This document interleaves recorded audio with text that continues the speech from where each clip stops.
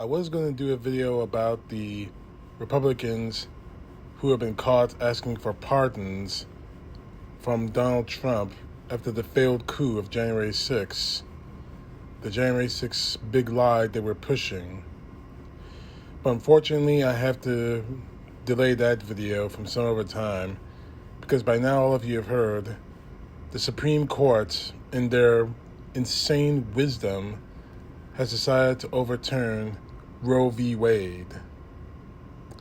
And obviously, the right-wing evangelicals are celebrating it. They're just going nuts over the fact that fundamental rights of women have been taken away. Now, again, I've made my position on abortion very clear, but it seems I'm going to have to do it again just for the sake of the sake. I'm not for abortion. I'm only for abortion on certain circumstances, in the cases of rape, incest, or if the mother's life is in extreme danger.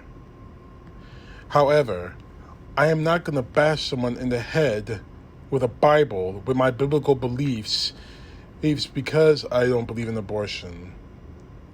I'll counsel them, I'll talk to them about the consequences, not only to the child inside of them, but to themselves, the guilt that they'll probably feel.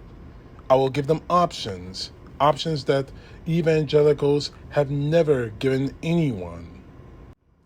Options that the evangelicals haven't even stopped to consider. However, it is their choice, and it's the choice that's between them and God. Not them and me, not them and the next person, no matter how holy they want to pretend they are. That is their choice, even if it's the wrong one. The fact is, today, the Supreme Court has opened a very dangerous door.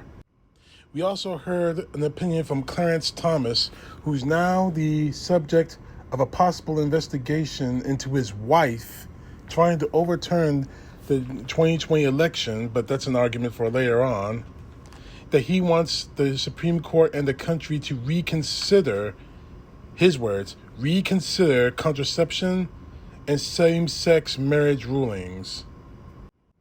This is opening a very dangerous door. The Supreme Court now can overturn anything that the Republican Party wants to overturn. So what's going to be next? Obviously, they made their intentions clear that same-sex marriage and LGBTQ rights are on the chopping block. What's next? The Voting Rights Act? The Civil Rights Act? Because we know that white evangelicals want this. So let's let them enjoy their victory for now, but know that if you're coming for the rights of the LGBTQ, the rights of Americans of color, you're going to have a fight on your hands. And I'm not speaking hyperbole, and I'm not barking nonsensical threats. Those are the facts. This country has had a long, proud history of rejecting tyranny and oppression. We fought for our freedom once, and we'll do it again. However, today we know that there's going to be protests all across the world, all across the country right now. We know that people are going to have strong opinions left and right, pro-abort or against abortion. I'm asking you, I plead for my soul to all of you, keep these protests peaceful. And yeah, I'm going to call for it peaceful because earlier today, I have a Facebooker who's no doubt a Trumper tried to twist my words and saying that Donald Trump called for peaceful protests on January 6th. Are you an insurrectionist? And keeps hammering me and calling me an insurrectionist. Although I called for peaceful protests at a time like this, where this country can't afford another January 6th or another 2020 riot.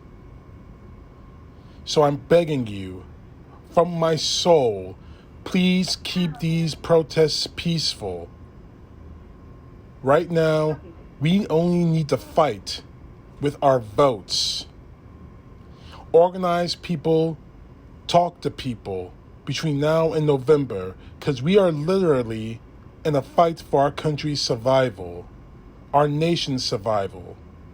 Our rights are being attacked one by one by one. And for the people who keep saying that, oh, Roe v. Wade, it doesn't apply to me. I'm a man. I can't get pregnant. Well, think about this. First, they came after the pregnant women, and I didn't speak up because I wasn't pregnant. Then they came after the LGBTQ, and I didn't say anything because I wasn't LGBTQ. Then they came after the Latinos, the Mexicans. They went after the Asians. They went after the Muslims. And I didn't say anything because I'm not any of them. Then they came for the blacks. And I didn't say, and they came after people like me being black. And by the time I could say anything, everybody else that could fight with me, stand with me, was already gone.